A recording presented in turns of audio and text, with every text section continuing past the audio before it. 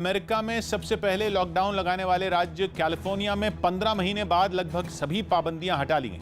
अब वहां लोग बार, नाइट क्लब और रेस्टोरेंट में सोशल डिस्टेंसिंग की परवाह किए बिना मस्ती कर सकते हैं। यहां तक कि कई जगहों पर वैक्सीन लगवा चुके लोगों को मास्क पहनने से भी छूट होगी। यही वजह रही कि कैलिफोर्निया के गवर्नर खुद एक थीम पार्क में लोगों की भीड़ के बीच बिना मास्क लगाए पहुंचे और राज्य के अनलॉक होने की खुशी मनाते नजर आए। वहां उन्होंने कोरोना वैक्सीन लगवाने वाले लोगों को इनाम भी दिया। डिज्नीलैंड ने भी कैलिफोर्निया से बाहर के लोगों के लिए अपने दरवाजे खोल दिए और मास्क लगाने के नियम को भी वापस ले लिया। इसके बाद तो वहां लोगों का तांता लग गया। एक जिम से सामने आई तस्वीरों में भी लोग कोरोना काल से पहले की तरह कसरत करते दिखे। ऐसा अरसे बाद हुआ जब बिना मास्क पहने भी लोग बिल्कुल बेखौफ नजर आए। राजस्थान के 12 से एक रोंगटे खड़े करने वाला वीडियो सामने आया। वहां भारी बारिश के बाद रिहायशी इलाकों में पानी घुस गया और सैलाब की तरह बहने लगा। ऐसा लगा जैसे सड़क किसी पहाड़ी नदी में बदल गई हो। वहां से सामने आई एक तस्वीर में कुछ ऐसा ही नजारा दिखा। एक सड़क में तो बारिश का पानी का बहाव इतना तेज था कि उसे देखकर लोग सहम गए। ऐसा लगा जैसे वो सब कुछ बहा ले जाएगा। सड़क पर उतरा ये सैलाब घरों के बाहर रखा सामान भी साथ बहा कर ले गया।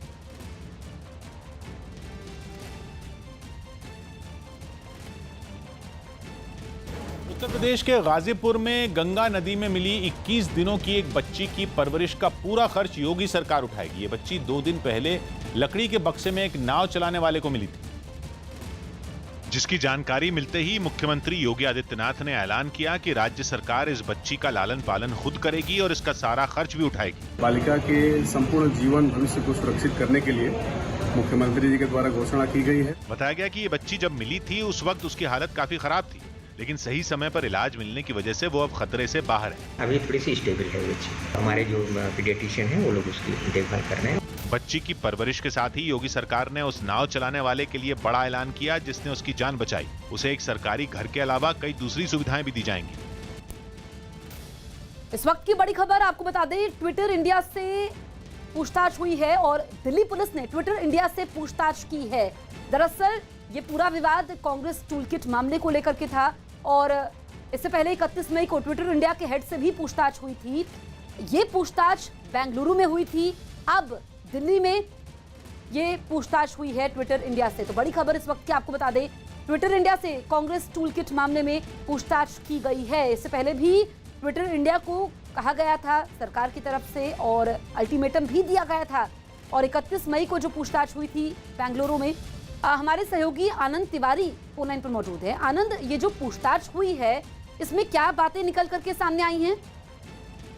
जी देखिए, 31 मई को जो बेंगलुरु में ट्विटर इंडिया के हेड है मनीष माहेश्वरी, उनसे दिल्ली पुलिस की जो स्पेशल सेल है लोधी कॉलोनी की, उसकी टीम ने जाकर पूछताछ की है और उसमें बकायदा पूछा गया है, जो आरोप लगे थे उनके बारे में वेरीफाई किया गया है और इसके पहले जो नोटिस दिए थे उस पर क्या जवाब ट्विटर ने दिया है वो चीजें भी उनसे जानकारी मांगी गई है। क्योंकि इसके पहले जो गुड़गांव और जो लाडो सराय में दफ्तर था वहां पर एक नोटिस सर्व करने स्पेशल सेल की टीम गई थी, जिस तरह से आरोप लगे थे और कांग्रेस की तरफ से आरोप लगाए गए थे और उस पूरे मामले की जांच के लिए जो स्पेशल सेल है वो इस पूरे मामले को इन्वेस्टिगेट करी थी और इसमें अभी आगे और भी पूछताछ होगी। जो स्पेशल सेल के अधिकारियों का कहना है कि अभी इसमें आगे और भी लोगों से पूछताछ होगी। ट्विटर इंडिया के जो और भी सीनियर अधिकारी हैं उनसे पूछताछ की जाएगी और जो नोटिस है उसका जब तक विस्तृत तरीके से जवाब नहीं मिलेगा, जब तक स्पेशल सेल जो है वो अपने इस पूरे मामले की जांच करेगी। और बता देंगे जिस तरह से संबित पात्रा के ट्वीट को ट्विटर ने मैनिपुलेट मीडिया का टैग दिया था, उसके बाद ये मामला काफी विवादित हो गया था और उसके बाद स्पेशल सेल ने 2 नोटिस जो है वो ट्विटर को सर्व किए थे, जिनके जवाब संतोषजनक तरीके से नहीं मिले थे और उसी के बाद जो है वो स्पेशल सेल ने बेंगलुरु में जाके जो ट्विटर इंडिया के जो हेड है मनीष माहेश्वरी, उनसे पूछताछ की है। ठीक है आनंद, तो दिल्ली पुलिस ने ये ट्विटर इंडिया से पूछताछ की है।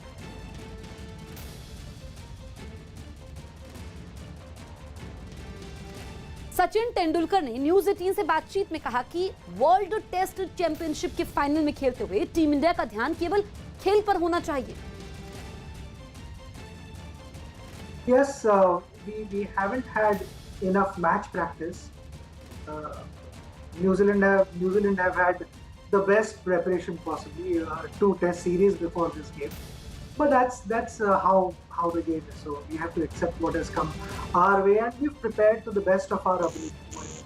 So I would focus on what one needs to do in the next step, and not worry about what people are thinking or that, because I don't think that's right. Corona की दूसरी लहर गर्भवती महिलाओं के लिए घातक साबित हुई। न्यूज़ 18 के रवि सिंह की रिपोर्ट है कि देश में मेडिकल क्षेत्र में रिसर्च करने वाली संस्था ICMR की एक स्टडी में यह खुलासा हुआ कि कोरोना की दूसरी लहर में गर्भवती और हाल ही में बच्चे को जन्म देने वाली महिलाएं कोरोना की ज्यादा शिकार हुई। ICMR ने कोरोना की पहली और दूसरी लहर में कुल 1530 महिलाओं पर यह रिसर्च की और पाया कि दूसरी लहर ऐसी महिलाओं पर भारी पड़ी, क्योंकि पहली लहर में इन महिलाओं में कोरोना के लक्षण वाले केस 14% से ज्यादा थे, लेकिन दूसरी लहर में ये मामले बढ़कर लगभग 29% हो गए। पहली लहर में जहां मृत्यु दर 0.7% थी, दूसरी लहर में 5.7% तक जा पहुंची। दिल्ली में ऐसा ड्राइव थ्रू वैक्सीनेशन सेंटर खुल गया जहां सरकार की तय कीमत पर टीका लगाया जाएगा। सरकार की तरफ से वैक्सीन की कीमतें तय होने के बाद दिल्ली के ज्यादातर ड्राइव थ्रू वैक्सीनेशन सेंटर बंद हो चुके हैं। अब दिल्ली में केवल एक ही ड्राइव थ्रू वैक्सीनेशन सेंटर बचा है जहां तय कीमतों पर वैक्सीन लगाई जा रही है। खास बात यह है कि यहाँ पर सरकार द्वारा निर्धारित जो प्राइस है यानी कि 780 रुपए ही लिए जा रहे हैं। इस केंद्र पर 44 साल की उम्र तक के लोगों के लिए कोविशील्ड वैक्सीन लगाने की सुविधा मौजूद है। भीड़ कम है तो बहुत बेटर है।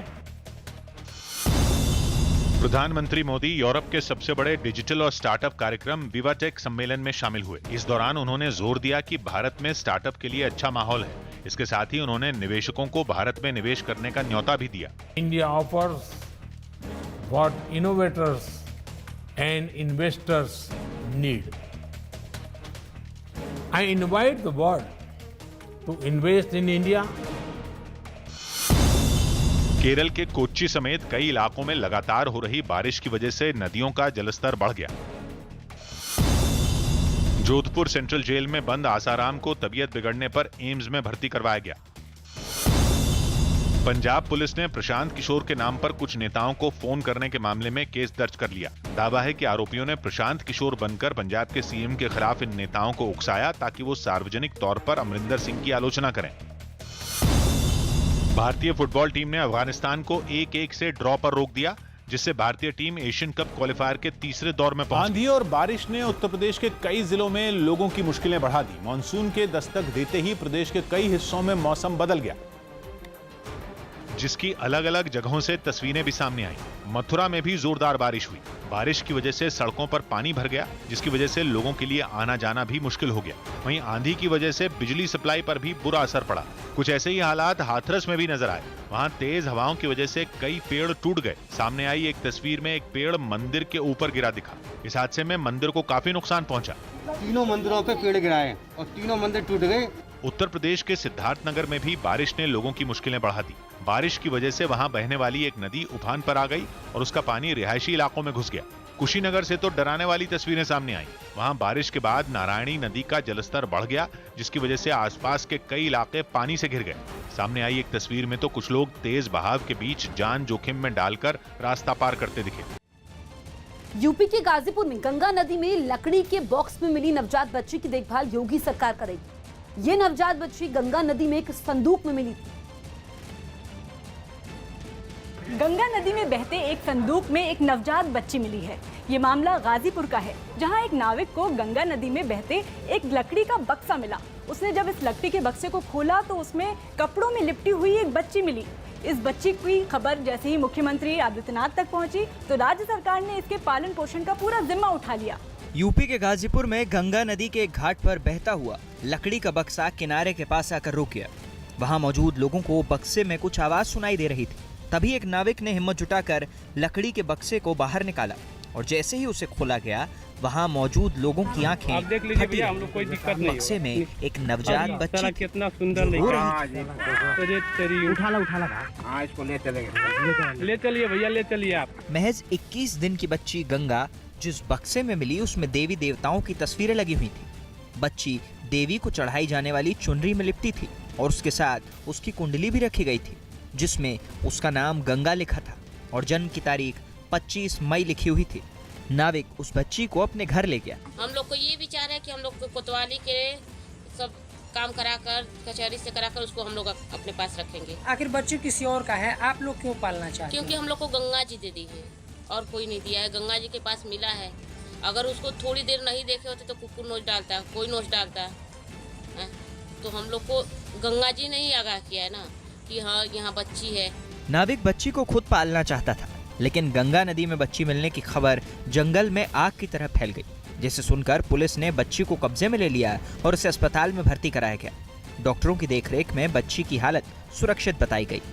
कहते हैं जाको राखे साइयां मार सके न कोई, और ऐसा ही कुछ गंगा नाम की इस बच्ची के साथ हुआ। क्योंकि जब मुख्यमंत्री को इसकी जानकारी मिली तो न सिर्फ राज्य सरकार ने इसका पूरा जिम्मा उठा लिया, बल्कि उसको कोई और तरह की तकलीफ ना हो, इसके लिए जिलाधिकारी समेत सभी संबंधित विभागों को इसकी मदद के निर्देश दे दिए गए। साथ ही जब अस्पताल से ये डिस्चार्ज हो जाएगी तो उसे बाल विकास केंद्र भेज दिया जाएगा। बालिका के संपूर्ण जीवन भविष्य को सुरक्षित करने के लिए मुख्यमंत्री जी के द्वारा घोषणा की गई है। अभी वो CWC की देखरेख में है, जिला चिकित्सालय में बालिका का इलाज चल रहा है। हमारे जिलाधिकारी और अन्य अधिकारी भी वहां जाकर के देखे हैं। जिस नाविक को बच्ची मिली उसे भी राज्य सरकार नहीं भूली और एक मासूम बच्ची की जान बचाने के लिए नाविक को सरकार ने मकान और जरूरी सुविधाएं देने का ऐलान किया। देश के कई हिस्सों में अब भी लड़कियों के पैदा होने की खुशियां नहीं मनाई जाती, बल्कि उनसे छुटकारा पाने के तरीके ढूंढे जाते हैं, और गंगा के साथ भी कुछ ऐसे ही होने की अटकलें लगाई जा रही हैं। हालांकि जिस तरह उसके साथ उसकी कुंडली और भगवान की कुछ तस्वीरें मिली, उन्हें देखकर ये लगता है कि बच्ची को छोड़ने वाला यही चाहता था कि गंगा को जल्द ही अच्छा जीवन मिल जाए। दिल्ली के करीब हरियाणा के फरीदाबाद से एक चौंकाने वाला वीडियो सामने आया। वहां जमीन के विवाद में एक आदमी ने जमकर फायरिंग कर दी। बताया गया कि वहां दो सगे भाइयों के बीच जमीन की पैमाइश पर विवाद था, जिसकी वजह से दोनों भाइयों के बीच झड़प हो गई। इसी बीच एक भाई ने अपनी लाइसेंसी पिस्तौल निकाली और दूसरे पक्ष के लोगों को धमकाने लगा। उसने पिस्तौल सामने खड़े लोगों की तरफ तान दी।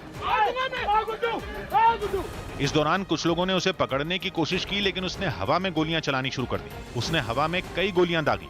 गोलियां चलते ही वहां हड़कंप मच गया। हालांकि किसी तरह उस आदमी को खींचकर वहां से दूर हटाया गया। बाद में वो वहां से फरार हो गया। जमीन की पैमाइश को लेकर उनका आपस में झगड़ा हुआ है। हालांकि पुलिस ने वीडियो के आधार पर मामला दर्ज कर आरोपी की तलाश शुरू कर दी। अमेरिका के न्यूयॉर्क में 70% आबादी को वैक्सीन की कम से कम एक डोज मिलने की खबर के बाद वहां जश्न का माहौल देखने को मिला। कोरोना की सबसे ज्यादा मार झेलने वाले राज्यों में शुमार न्यूयॉर्क में जब जिंदगी के फिर से पटरी पर आने की उम्मीद दिखी तो लोग सड़कों पर उतर आए और खुशियां मनाने लगे। जहां से सामने आई तस्वीरों में हर तरफ जबरदस्त आतिशबाजी होती नजर आई। इस दौरान आसमान रंग बिरंगी रोशनी से जगमगा उठा और चारों तरफ पटाखों की आवाज गूंजती सुनाई दी। आसमान में हो रही आतिशबाजी देखने पहुंचे लोग इसका खूब आनंद उठाते नजर आए। ऐसा ही खूबसूरत नजारा वहां के मशहूर नायग्रा फॉल्स पर भी देखा गया, जहां पानी के ऊपर आतिशबाजी से जगमग आसमान ने लोगों का खूब ध्यान खींचा। इसी तरह के अद्भुत नजारों के साथ न्यूयॉर्क में वैक्सीनेशन का लक्ष्य लगभग पूरा होने की खुशी मनाई गई। दिल्ली दंगों के 3 आरोपियों को हाई कोर्ट से मिली जमानत के अगले ही दिन दिल्ली पुलिस ने सुप्रीम कोर्ट का दरवाजा खटखटाया। न्यूज़ 18 के एहतशाम खान की रिपोर्ट है कि सुप्रीम कोर्ट में दी गई याचिका में दिल्ली पुलिस ने आरोपियों को मिली जमानत पर सख्त एतराज जताया और ये दावा किया कि दिल्ली हाई कोर्ट ने आरोपियों को जमानत देने का फैसला तथ्यों के आधार पर नहीं किया, बल्कि सोशल मीडिया नैरेटिव के आधार पर आरोपियों को जमानत दी गई। दिल्ली पुलिस ने दावा किया कि हाईकोर्ट का आदेश आतंकवाद से जुड़े कई मामलों पर असर डाल सकता है। हाईकोर्ट ने पुलिस के खिलाफ कड़ी टिप्पणी करते हुए कहा था कि आरोपियों के खिलाफ UAPA एक्ट के तहत मामला नहीं बनता। हालांकि जमानत मिलने के बावजूद आरोपियों को अभी तक रिहा नहीं किया गया, क्योंकि कोर्ट ने दिल्ली पुलिस से कुछ तथ्य मांगे। गाजियाबाद में एक बुजुर्ग की पिटाई के मामले में सियासी पारा चढ़ गया। दिल्ली के पास गाजियाबाद के लोनी की घटना पर सियासत तेज हो गई। बीजेपी विधायक नंदकिशोर गुर्जर ने इस मुद्दे पर सरकार को घेरने वाले राहुल गांधी और असदुद्दीन ओवैसी पर रासुका लगाने की मांग की। उन्होंने ये मांग दोनों नेताओं के बयानों की वजह से की। देश में दंगा कराने की जो लगातार साजिश कर रहे हैं, इनके खिलाफ रासुका के तहत मुकदमा दर्ज कर गिरफ्तार करके जेल भेजा जाए। इस मामले में राहुल ने सरकार से सवाल पूछे थे, जबकि एक दिन पहले ओवैसी ने आरोप लगाया था कि सरकार एक खास समुदाय के लोगों के साथ भेदभाव कर रही है। 2014 से जब से नरेंद्र मोदी की सरकार आई है, राइट टू डिग्निटी जो मुसलमानों का है उसको छीन लिया जा रहा है। पीजीआई चंडीगढ़ में भर्ती पूर्व एथलीट मिल्खा सिंह की कोरोना रिपोर्ट नेगेटिव आई, जिसके बाद उन्हें कोरोना के आईसीयू से हटा दिया गया। हालांकि वो अब भी दूसरे मेडिकल आईसीयू में रहेंगे। उनकी हालत अभी स्थिर है। यूपी के सीएम योगी आदित्यनाथ गोरखपुर में महंत अवैधनाथ कॉलेज पहुंचे, जहां उन्होंने वैक्सीन अभियान का जायजा लिया। दिल्ली के पास हरियाणा के फरीदाबाद में हनी ट्रैप से परेशान एक आदमी ने खुदकुशी कर ली। आरोप है कि दिल्ली की रहने वाली एक लड़की उसे ब्लैकमेल कर रही थी। दावा है कि इस मामले की शिकायत पुलिस से भी की गई, लेकिन कोई कार्रवाई नहीं हुई थी। तो घर वाले जो हालात बताएंगे और जो सामने आएंगे जांच में, उस हिसाब से एफआईआर दर्ज करके प्रॉपर कार्रवाई होगी। कोलकाता पुलिस ने अभिनेता मिथुन चक्रवर्ती से एक विवादास्पद चुनावी भाषण के मामले में पूछताछ की। ये ऑनलाइन पूछताछ करीब 45 मिनट तक हुई। यूपी के मुजफ्फरनगर से एक दिल दहला देने वाला वीडियो सामने आया, जिसमें मामूली विवाद में दो गुट आपस में भिड़ गए। बताया गया कि इन दो गुटों के बीच वहां बन रहे एक मकान का छज्जा झगड़े की वजह बना, जिसके बाद दोनों गुट के बीच जमकर मारपीट हुई। मकान के अंदर मौजूद ये लोग डंडों और फावड़ों से एक दूसरे पर हमला करते दिखे। जंग का मैदान बने इस मकान के अलग अलग हिस्से में काफी देर तक इसी तरह मारपीट होती रही। इस बीच वहां मौजूद महिलाओं के बीच भी खूब हाथापाई हुई। दोनों पक्षों के बीच वहां काफी देर तक लाठी और फावड़े से इसी तरह जंग चलती रही। हमारे गेट का छज्जा निकाल रहे, हमने गेट भी लगवा दिया और अब जब मानने रहे। इसके बाद पुलिस ने घायलों को अस्पताल पहुंचाया। मकान निर्माण में छज्जे को लेकर के विवाद हो गया था और दोनों पक्षों में मारपीट हो गई थी। पुलिस ने मामले में सभी शामिल आरोपियों के खिलाफ सख्त कार्रवाई का भरोसा दिया। खबर है कि राजस्थान कांग्रेस में चल रहे घमासान को खत्म करने के लिए कांग्रेस आलाकमान की ओर से सचिन पायलट को फाइनल ऑफर दे दिया गया। न्यूज 18 के अरुण सिंह की रिपोर्ट है कि नाराज पायलट गुट को मनाने के लिए राजस्थान कैबिनेट में 3 मंत्री पद समेत निगमों में प्रतिनिधित्व का ऑफर दिया गया। साथ ही सचिन पायलट को महासचिव बनाकर किसी महत्वपूर्ण राज्य का प्रभारी बनाने पर भी हाईकमान तैयार है। लेकिन खबर है कि सचिन पायलट 5 से 6 मंत्री पद चाहते हैं, जिस पर गहलोत गुट की दलील है कि राज्य में 9 मंत्री पद खाली हैं, जिनमें बीएसपी से आए 6 विधायकों और निर्दलियों में भी कुछ को मंत्री बनाना है, जिस वजह से ऐसा संभव नहीं। पार्टी ने साफ कर दिया कि अगर सचिन पायलट मान जाएं तो राज्य में मंत्रिमंडल विस्तार जल्द कर दिया जाएगा। जब सरकार पर संकट आया था तब इन लोगों ने सरकार को बचाने की कोशिश की। हम सबको एक दूसरे का सम्मान करना पड़ेगा। राजस्थान कांग्रेस में चल रहे इस घमासान पर केंद्रीय मंत्री गजेंद्र सिंह शेखावत ने चुटकी लेते हुए राज्य सरकार को प्रदेश के लोगों की भलाई के लिए काम करने की नसीहत दी। तो आत्मावलोकन करना चाहिए ताकि शेष बचे हुए समय तो कम से कम वो राजस्थान की जनता ने जिस अपेक्षा सत्ता की चाबी सौंपी थी वो उसके साथ में न्याय कर सके। यूपी के रामपुर में एक मकान में आग लगने से इलाके में हड़कंप मच गया। बताया गया कि इस मकान के अंदर कई केमिकल से भरे ड्रम रखे हुए थे, जिनकी वजह से आग तेजी से फैल गई, जिसके बाद वहां से काला धुआं निकलता दिखा, जबकि मकान आग की लपटों से घिरा नजर आया। रिहायशी इलाके में आग लगने की खबर मिलते ही पुलिस और दमकल की टीम वहां पहुंच गई। पुलिस ने तुरंत आग वाली जगह के आसपास मकानों से लोगों को बाहर निकलने को कहा। बताया गया कि आग की चपेट में आने से 2 लोग झुलस गए। राम मंदिर जमीन खरीद घोटाले का आरोप लगाने वाले आम आदमी पार्टी के सांसद संजय सिंह ने कोर्ट जाने का ऐलान किया। न्यूज 18 के जावेद मंसूरी की रिपोर्ट है कि संजय सिंह ने आरोप लगाया कि मंदिर का ट्रस्ट अपने पक्ष में जिस एग्रीमेंट की बात कह रहा है वो 18 मार्च 2021 को रद्द कर दिया गया, तब जबकि ट्रस्ट की ओर से तर्क दिया जा रहा है कि जमीन का सौदा पहले 2011 और फिर 2019 में हुआ। संजय सिंह ने अपने पास एक शपथ पत्र होने की बात कही और दावा किया कि पहले 5.5 करोड़ की जमीन 2 करोड़ में सुल्तान अंसारी और रवि मोहन तिवारी नाम के लोगों को बेची गई, फिर 10 मिनट बाद 18 करोड़ में राम मंदिर के ट्रस्ट को बेच दी गई, जबकि मंदिर ट्रस्ट ये साफ कर चुका है कि सौदे के सारे दस्तावेज सही हैं और कोई भी लेन देन गैर कानूनी तरीके से नहीं हुआ। लेकिन संजय सिंह ने मांग की कि सौदे से पहले जमीन के मालिक बताए जा रहे सुल्तान अंसारी और रवि मोहन तिवारी के खातों की जांच की जाए और ट्रस्ट से करीब 16 करोड़ रुपए वापस लिए जाएं, जिसके लिए उन्होंने कोर्ट जाने की भी तैयारी की। मुंबई में हाईवे पर मछलियों से भरी एक गाड़ी पलटने से वहां कुछ देर के लिए अफरा तफरी मच गई, क्योंकि गाड़ी के पलटते ही उसमें भरी हुई मछलियां वहां आसपास बिखर गई, जिन्हें लूटने के लिए लोगों में होड़ मच गई। हाईवे पर पलटी हुई गाड़ी के चारों तरफ काफी मछलियां तड़पती दिखी, जबकि वहां पहुंचे कुछ लोग इन मछलियों को अपने थैलों में भरते नजर आए। इसके बाद वहां पहुंची पुलिस और दमकल की गाड़ियों ने मोर्चा संभाला। पुलिस ने वहां लगा जैम खुलवाया तो दमकल की गाड़ियों ने पानी की तेज बौछार से सड़क की धुलाई की। इसके बाद पुलिस हादसे का शिकार हुई गाड़ी और उसमें बची मछलियों को वहां से ले गई। दिल्ली सरकार की ओर से बनाई गई ऑक्सीजन डेथ ऑडिट कमेटी पर विवाद हुआ। न्यूज 18 के दीपक रावत की रिपोर्ट है कि केंद्र ने दिल्ली सरकार की बनाई इस कमेटी को खारिज कर दिया, जिसकी जानकारी खुद दिल्ली के डिप्टी सीएम मनीष सिसोदिया ने प्रेस कॉन्फ्रेंस कर दी और उन्होंने केंद्र सरकार के इस फैसले को बचकाना करार दिया। असल में पिछले महीने ही केजरीवाल सरकार ने दिल्ली के अस्पतालों में ऑक्सीजन की कमी से जान गंवाने वालों की जानकारी हासिल करने और पीड़ित परिवारों को 5 लाख रुपए मुआवजा देने के लिए ये कमेटी बनाई, जिसमें 6 विशेषज्ञ डॉक्टरों को शामिल किया गया था। लेकिन कमेटी खारिज होने से इस पर विवाद शुरू हो गया। जब दिल्ली सरकार चाहती है कि ऑक्सीजन पे हुई डेथ की जांच होके उनके परिवारों को मुआवजा मिले, तो इसमें केंद्र सरकार को क्या प्रॉब्लम है? पंजाब के नेता इन दिनों एक ऐसे आदमी से परेशान हैं जो खुद को प्रशांत किशोर बताता है। दावा किया जा रहा है कि ये नेताओं को फोन कर उन्हें टिकट दिलाने के नाम पर मोटी रकम मांग रहा है। पंजाब में एक नकली प्रशांत किशोर ने कांग्रेस नेताओं की नाक में दम किया हुआ है। बताया जा रहा है कि प्रशांत किशोर की आवाज निकालने वाला शख्स कांग्रेस नेताओं को फोन करता है और अगले विधानसभा चुनाव में टिकट दिलवाने की एवज में मोटी रकम की मांग करता है। साथ ही कैप्टन अमरिंदर सिंह के खिलाफ विधायकों को भड़का भी रहा है। बताया जा रहा है कि ये विधायकों को कैप्टन अमरिंदर सिंह के खिलाफ बयान देने को भी कहता है। रणनीतिकार प्रशांत किशोर इस समय पंजाब के सीएम कैप्टन अमरिंदर सिंह के प्रमुख सलाहकार हैं।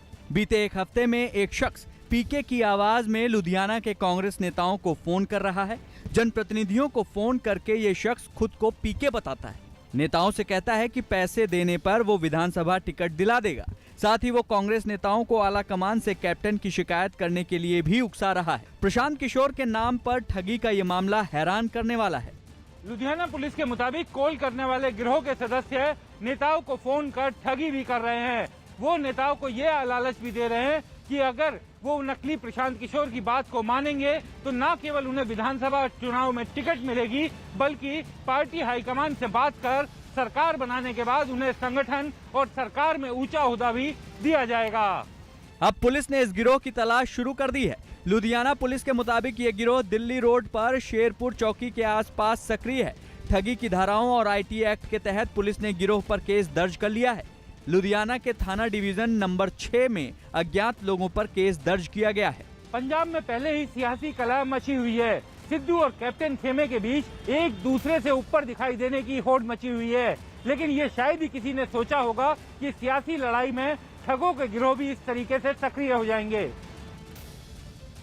इस वक्त की बड़ी खबर आपको बता दें, वायरल वीडियो केस में एक्शन हुआ है। दरअसल बुजुर्ग से जो मारपीट हुई थी उस केस में 2 और लोग गिरफ्तार हुए हैं। गाजियाबाद पुलिस ने दोनों को गिरफ्तार किया है। इससे पहले 2 लोगों की गिरफ्तारी हो चुकी है, तो कुल मिलाकर 4 लोग इस मामले में गिरफ्तार हो चुके हैं। उन्मेद पहलवान नाम की नेता पर भी मुकदमा दर्ज हुआ है। दरअसल सोशल मीडिया पर इस वीडियो को लेकर के किस तरीके से जहर फैलाया गया, इस पर अब गाजियाबाद पुलिस ने एक्शन लिया है। अमित सिंह हमारे सहयोगी फोन लाइन पर मौजूद हैं। अमित, इस मामले में 2 गिरफ्तारियां और हुई हैं। या बिल्कुल 2 गिरफ्तारियां जसवीर इस मामले में और हुई हैं। और ये जो गिरफ्तारियां तो हुई हैं ये पहले एफआईआर पर हुई है, यानी जो पीड़ित व्यक्ति की जो शिकायत थी, पीड़ित का जो शिकायत था उस पहले एफआईआर पे ये 2 और गिरफ्तारियां हुई हैं, यानी कुल अब 4 गिरफ्तारियां हो गई। इसके अलावा एक और एफआईआर दर्ज हुआ है उन्मेद पहलवान पर, जो कि स्थानीय नेता है और इस शख्स पर आरोप है कि इसने सोशल मीडिया प्लेटफॉर्म पर किस तरीके से इस पूरे मामले में सांप्रदायिक रंग देने की कोशिश की है। और उन्मेद पहलवान जो कि आरोपी जिसका नया एफआईआर जिसके खिलाफ दर्ज हुआ है, उस पर आरोप है कि सबसे पहले उसने बुजुर्ग पीड़ित को लेकर अपने साथ फेसबुक लाइव किया था और किस तरीके से सोशल मीडिया प्लेटफॉर्म पर जो वीडियो वायरल हुआ है उसे इसी के जरिए वायरल हुआ है। तो फिलहाल मुकदमा दर्ज हुआ है उन्मेद पहलवान पर। जाहिर तौर पर मुकदमा दर्ज हुआ है तो अब उससे पुलिस पूछताछ भी करेगी और जो प्रोसेस होता है कोर्स ऑफ एक्शन लेने का, नोटिस जारी करना, उनको बुलाना, पूछताछ करना इस पूरे मामले पर, तो वो अब आगे की प्रक्रिया भी शुरू होगी। ठीक। ठीक है अमित, तो दो तस्वीरें लगातार हम दिखा रहे हैं। आप देखिए किस तरीके से ये वीडियो वायरल हुआ था जिसमें बुजुर्ग की पिटाई होती है और इसमें लोगों की धार्मिक भावनाओं को भी आहत करने का आरोप था, क्योंकि कई लोगों ने इस वीडियो को ट्वीट किया था जिसमें सांप्रदायिकता को बढ़ावा देने का आरोप लगा और अब कुल 4 गिरफ्तारियां इस मामले में हो चुकी हैं। भारत बायोटेक की कोवैक्सीन में बछड़े का सीरम मिले होने की खबरों को केंद्र ने अफवाह करार दिया। न्यूज़ 18 के रवि सिंह की रिपोर्ट है कि केंद्र सरकार ने कोवैक्सीन में नवजात बछड़े के सीरम के इस्तेमाल की खबरों को भ्रम फैलाने वाला बताया और सोशल मीडिया पर चल रही इस तरह की बातों को अफवाह करार दिया। स्वास्थ्य मंत्रालय ने एक बयान जारी कर साफ किया कि कोवैक्सीन में बछड़े के सीरम का इस्तेमाल नहीं किया गया। असल में इस मुद्दे पर कांग्रेस की सोशल मीडिया टीम के नेशनल कोऑर्डिनेटर गौरव पांधी ने एक ट्वीट किया था जिसमें उन्होंने एक आरटीआई का हवाला देते हुए दावा किया था कि कोवैक्सीन में बछड़े के सीरम का इस्तेमाल किया गया है, जिसके बाद बीजेपी ने कांग्रेस पर तथ्यों को तोड़ मरोड़ कर पेश करने का आरोप लगा दिया। जिस प्रकार का भ्रम कोवैक्सीन को लेकर आज कांग्रेस पार्टी ने सोशल मीडिया और प्रेस कॉन्फ्रेंस करके उनके प्रवक्ता ने फैलाया है, ये महापाप है। छत्तीसगढ़ में हाथियों से बचने के लिए कुछ लोग हवालात में रात बिताते हैं। छत्तीसगढ़ के कांकेर में हाथियों के आतंक से सहमे लोग जेल के अंदर कैदियों की तरह रात बिताने को मजबूर हैं। बताया गया कि वहां के कई गांवों में हाथी रात होते ही बस्तियों में घुसकर जमकर उत्पात मचाते हैं। ऐसे में वहां रहने वाले लोगों ने जेल को ही ठिकाना बना लिया। छोटे छोटे लड़का मल धर के खाना पीना बना के 4 बजे से हम जेल में आके सोथन। आंकड़ों के मुताबिक छत्तीसगढ़ में पिछले 5 साल में हाथियों के हमले में 350 से ज्यादा लोग मारे जा चुके हैं। हालांकि सरकार ने हाथियों से लोगों को सुरक्षित रखने का भरोसा दिया। पुराने जो उनके रूट रहे होंगे तो वहां से गुजरते हैं, अब वो किस दिशा में आगे बढ़ते हैं वो देखने की बात है। जम्मू कश्मीर के नौगाम में सुरक्षा बल ने मुठभेड़ में एक आतंकी को मार गिराया। इसके पास से कुछ हथियार और विस्फोटक भी बरामद किए गए। पश्चिम बंगाल के मुर्शिदाबाद और कल्याणी में पीएम केयर्स फंड से कुछ समय के लिए 2 टेम्पररी अस्पताल बनाए जाएंगे। केंद्र सरकार ने डीआरडीओ को इसकी जिम्मेदारी सौंपी। मुंबई के गोरेगांव के एक रिहायशी इलाके में तेंदुआ दिखाई दिया, जिससे वहां लोगों में हड़कंप मच गया। राजस्थान के चित्तौड़गढ़ से रोंगटे खड़े करने वाली कुछ तस्वीरें सामने आई। वहां अफेयर के शक में एक लड़की को बीच रास्ते में पकड़कर पीटा गया। इस मारपीट का वीडियो वायरल होने के बाद पुलिस ने आरोपियों के खिलाफ केस दर्ज कर लिया। क्योंकि जो वीडियो सामने आया उसमें एक आदमी उस लड़के को इतनी बेरहमी से पीटता दिखा जैसे उसमें दिल ही ना हो। दिल तो उस शख्स का भी नहीं पसीजा जिसने ये सब कुछ रिकॉर्ड किया। और कर जो इससे पहले उन आरोपियों ने उस लड़के के दोनों हाथों को रस्सी से बांध दिया और फिर मारपीट शुरू की। वो लड़का अपनी जान बचाने के लिए वहां से भागने की कोशिश करता रहा, लेकिन आरोपियों ने भी उसका पीछा नहीं छोड़ा।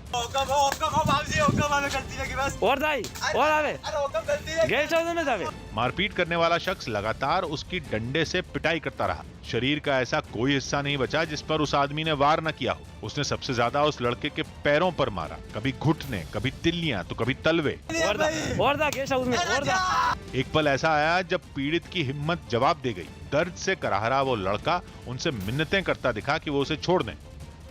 टेस्ट क्रिकेट की ताजा आईसीसी रैंकिंग में भारत के 3 बल्लेबाजों को टॉप 10 में जगह मिली। न्यूज़ 18 के अमृत आनंद की रिपोर्ट है कि इस लिस्ट में पहले नंबर पर जगह बनाने में स्टीव स्मिथ कामयाब रहे। न्यूजीलैंड के कप्तान केन विलियमसन को पीछे छोड़कर स्मिथ ने पहले स्थान पर कब्जा किया, जबकि विलियमसन दूसरे नंबर पर पहुंच गए। इंग्लैंड के खिलाफ दूसरा टेस्ट न खेलने की वजह से विलियमसन को रैंकिंग में नुकसान हुआ। भारत के कप्तान विराट कोहली को रैंकिंग में 4थे नंबर पर जगह मिली है, जबकि भारत के विकेटकीपर बल्लेबाज ऋषभ पंत 6ठे नंबर पर रहे। रोहित शर्मा भी इस लिस्ट में शामिल हैं और संयोग यह है कि रोहित शर्मा और ऋषभ पंत दोनों के अंक बराबर हैं, इसलिए रोहित और ऋषभ दोनों को ही 6ठे नंबर पर रखा गया। जबकि गेंदबाजों की रैंकिंग में रविचंद्रन अश्विन अकेले भारतीय हैं जो दूसरे नंबर पर जगह बनाने में कामयाब हैं। हालांकि अश्विन का नाम ऑलराउंडर खिलाड़ियों की लिस्ट में भी है।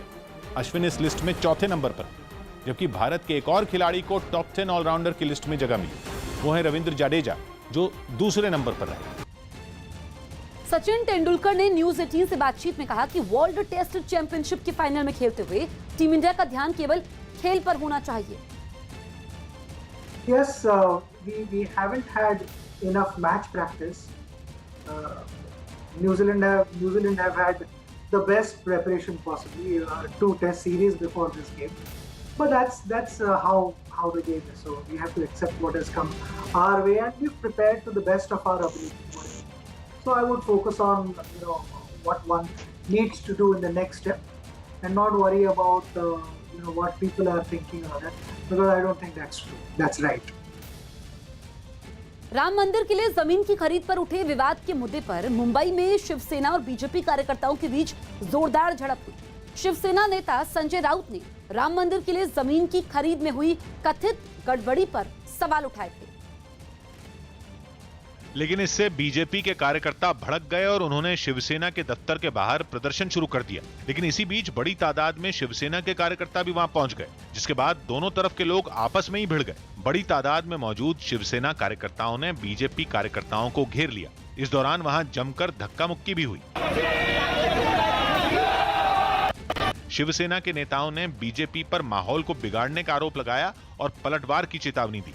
मैसेज मिला कि सेना भवन के ऊपर कोई हल्ला करने आ रहे, निदर्शन करने आ रहे, तो हम लोग सारे शिवसैनिक यहाँ इकट्ठा हो गए। हालात खराब होते देख बड़ी तादाद में पुलिस वाले भी वहां पहुंचे और हंगामा शांत करने की कोशिश शुरू की, लेकिन पुलिस की कार्रवाई से नाराज बीजेपी कार्यकर्ता सड़क पर ही धरने पर बैठ गए। उन्होंने शिवसेना के कार्यकर्ताओं पर मारपीट करने का भी आरोप लगाया। शिवसैनिक आ गए, हमारे लोगों को मारने लगे। इस हंगामे की वजह से वहां जैम जैसे हालात बन गए। बाद में किसी तरह पुलिस ने सड़क को खाली करवाया। आज की ताजा खबर में इतना ही।